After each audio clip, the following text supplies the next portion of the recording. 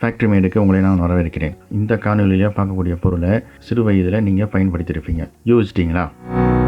அதுதான் பென்சில். இந்த காணொலியில் பென்சிலை பற்றியான முழு விவரங்களை பார்க்க போகிறோம். ஒரு சிறு மரக்கட்டையில் எப்படி உள்ள கிராஃபைட் இன்னும் எழுதுபொருளை உள்ளே நுழைச்சாங்க, என்னென்ன பொருட்களை இந்த கிராஃபைட்டோட கலக்கிறாங்க, வண்ண பென்சிலை எப்படி தயாரிக்கிறாங்க அப்படிங்கிற விவரங்களை முழுமையாக இந்த காணொலியில் பார்க்க போகிறோம். இந்த காணொலியை கடைசி வரைக்கும் பாருங்கள். பென்சில்களை அதோட மெட்டீரியலை பொறுத்து பல வகைகளை பிரிக்கலாம். Graphite pencil, solid graphite pencil, liquid graphite pencil, charcoal pencil, carbon pencil, colour pencil, grease pencil, water colour pencil, இந்த மாதிரி மெட்டீரியல் டைப்ஸாக இதை பிரிக்க முடியும். இந்த காணொலியில் ஃபேபர் கேஸ்டல் பென்சில் எப்படி தயாரிக்கிறாங்க அப்படிங்கிறத பார்க்க போகிறோம். இது ஒரு ஜெர்மனி பிராண்ட். இதனுடைய பிளான்ஸ் ஜெர்மனி, இந்தோனேசியா, காஸ்டரிக்கா, பிரேசில் போன்ற நாடுகளில் இருக்குது. நாம் இந்த காணொலியில் பார்க்குறது கிராஃபைட் பென்சிலை பார்க்க போகிறோம். இந்த கிராஃபைட் பென்சிலில் ஹார்ட்னஸும் கிரேடை பொறுத்தும் 20 பென்சில்களாக பிரிக்கலாம். ஹெச்சிலிருந்து 9H வரைக்கும் இருக்குது. அதே போல் பியிலேருந்து 9B வரைக்கும் இருக்குது.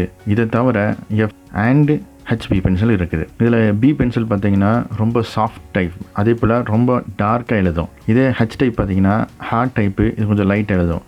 இதில் ஹெச் பார்த்தீங்கன்னா H அண்ட் 2H ஹார்டுன்னு சொல்கிறாங்க. 3H, 4H, 5H இதெல்லாம் வந்து வெரி ஹார்டு.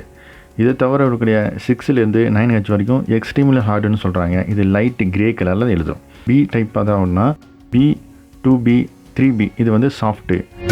4Bலேருந்து 9B வரைக்கும் எக்ஸ்ட்ரீம்லி சாஃப்ட். இதை நம்ம யூரோப்பியன் ஸ்டாண்டர்ட்லேருந்து பிரிக்கிறோம். நம்ம யூரோப்பியன் ஸ்டாண்டர்ட் பென்சில் தான் நம்மளும் பயன்படுத்திகிட்ருக்கிறோம். இந்த எல்லா பென்சில்களையும் கிராஃபைட் மற்றும் கிளேலேருந்து தயாரிக்கப்படுது. ஆனால் இதனுடைய கிராஃபைட்டோட பர்சன்டேஜும் கிளேவுடைய பர்சன்டேஜும் ரெண்டு வித்தியாசமாகுது. ஒவ்வொரு லீடோட தடிமனும் ஒவ்வொரு பென்சிலுக்கும் மாறும். பென்சிலின் தயாரிப்பு லீட் என்கிற கருநிற எழுது பொருளிலிருந்து ஆரம்பமாகுது.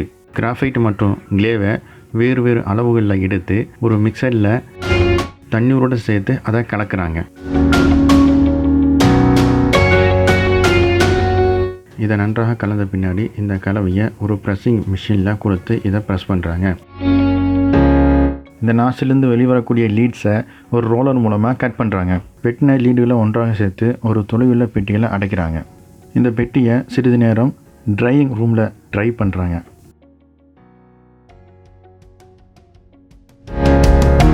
மறுபடியும் இந்த லீடில் வேறொரு பெட்டியில் மாற்றுறாங்க. இந்த பெட்டிகளை ஒரு ஹீட்டரில் கொடுத்து ஹீட் பண்ணி இதனுடைய ஹார்ட்னஸை இன்னும் அதிகப்படுத்துகிறாங்க. இறுதியாக இதன் மீது வேக்ஸ் போடுறாங்க. வேக்ஸ் என்பது ஒரு வகையான பூச்சு. இது பென்சிலோட லீடுகளுக்கு பாலிஷை கொடுக்குது. இந்த ப்ராசஸ் முடிஞ்ச பின்னாடி நமக்கு கிராஃபைடு லீட் கிடைச்சிடுது. அடுத்ததாக வண்ண லீட்ஸை தயாரிப்பை பார்ப்போம். இதில் அடிப்படை வண்ணங்களை அப்படியே பயன்படுத்துகிறாங்க. அடிப்படை அல்லாத வண்ணங்களை 2 அல்லது 3 வண்ணங்களை ஒன்றாக சேர்த்து ஒரு புதிய வண்ணத்தை கொண்டு வர்றாங்க. உதாரணமாக மஞ்சள் வண்ணத்தையும் நீல வண்ணத்தையும் சேர்த்து பிஸ்தா பச்சை வண்ணத்தை உருவாக்குறாங்க. இந்த வண்ணப்பொடிகளை அடுத்ததாக ஒரு மிக்சரில் கொடுத்து மிக்ஸ் பண்ணுறாங்க. நமக்கு பேஸ் மெட்டீரியல் தயாராகிடுச்சு. இதை திரும்ப ஒரு நம்ம ஏற்கனவே பார்த்தது போல் ப்ரெஸ்ஸில் கொடுத்து இதை ப்ரெஸ் பண்ணி இதனுடைய வண்ண லீடுகளை தயார் செய்கிறாங்க. இதுபோல் நம்ம தயார் செய்ய வேண்டிய லீடு அடிப்படை வண்ணமாக இருந்தது. உதாரணமாக மஞ்சள் வண்ணமாக இருந்ததுன்னா அதை அப்படியே எடுத்து மிக்சரில் கொடுத்து மிக்ஸ் பண்ணிவிட்டு அடுத்ததாக ப்ரெஸ்ஸில் கொடுத்து ப்ரெஸ் பண்ணி இதை லீடை தயாரிக்கிறாங்க. இப்பொழுது நம்மக்கிட்ட கருப்பு மற்றும் வண்ண லீடுகள் கிடச்சிடுச்சு. இதை அடுத்த ப்ராசஸில் கொண்டு வரணும். அடுத்த ப்ராசஸ் தான் ஒரு மரத்தில் இந்த லீடு பென்சிலாக மாறப்போகுது. அடிப்படையான பொருள் மரப்பலகையிலிருந்து தயாராகுது. செவ்வக வடிவமுள்ள மரப்பலகைகளை எடுத்துக்கிறாங்க. அதில் குரூ என்னும் வெட்டுகளை போடுறாங்க. அந்த குரூ என்னும் வெட்டுகளை போட்ட பின்னாடி அதன் மீது பசைகள் போடப்படுது. இந்த பசை போட்ட இடத்துல லீடுகளை அமைக்கிறாங்க. அதன் மீது மரப்பலகையை மேலே வச்சு சாண்ட்விச் மாதிரி சேர்த்து காய வைக்கிறாங்க.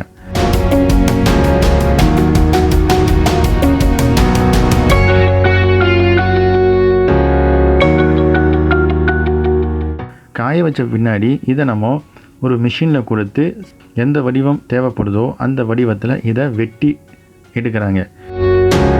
நம்மகிட்ட இதில் 3 வடிவங்கள் கிடைக்கும். ஒன்றாவது ஐங்கோண வடிவம், முக்கோண வடிவம், வட்ட வடிவத்தில் இது நமக்கு கிடைக்கும். இந்த மில்லிங் ப்ராசஸ் முடிஞ்ச பின்னாடி அடுத்ததாக அந்த பென்சிலுக்கு வெளி வண்ணங்கள் பூசப்படுது.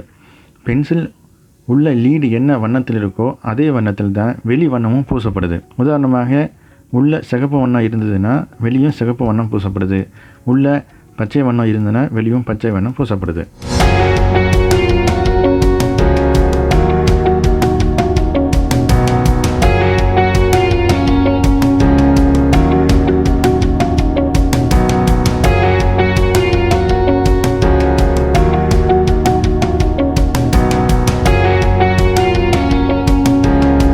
அடுத்ததாக இதை ஸ்டாம்பிங் பண்ணுறாங்க. கம்பெனியுடைய முத்திரை வைக்கிறாங்க. இந்த ஸ்டாம்பிங் எடுத்து பென்சிலோட ஒரு முனையில் வண்ணத்தில் முக்கி எடுக்கிறாங்க. இது இறுதியாக ட்ரையிங் ரூமுக்கு அனுப்பி இதை நல்லா ட்ரை பண்ணுறாங்க. வெளிவண்ணம் நன்றாக காஞ்ச பின்னாடி இதை டெஸ்டிங் அனுப்புகிறாங்க. டெஸ்டிங்காக அன்றைய தயாரிப்பிலிருந்து சாம்பிளிங் மாதிரிகளை எடுக்கிறாங்க. முழு பென்சிலில் தயாரிக்க பயன்படுத்தப்பட்ட லீடுகளை எடுத்து அதை வெயிட் கொடுத்து டெஸ்ட் பண்ணுறாங்க. ரெண்டாவது, முழுமையாக்கப்பட்ட பென்சில்களை எழுதி டெஸ்ட் பண்ணுறாங்க. கடைசியாக ஷார்ப் பண்ணப்பட்ட பென்சில்களை அதன் மீது அழுத்தம் கொடுத்து டெஸ்ட் பண்ணுறாங்க. அடுத்ததாக இதை பெட்டியில் அடைக்கிறாங்க. இது நம்முடைய கைகளில் எழுதுவதற்கும் வரைவதற்கும் தயாராக இருக்குது. ஃபேக்ட்ரி மேட் எளிய தமிழில் இருப்பதனால உங்களால் பொருட்களின் உருவாக்கத்தை விரைவாக புரிந்து கொள்ள முடியும்.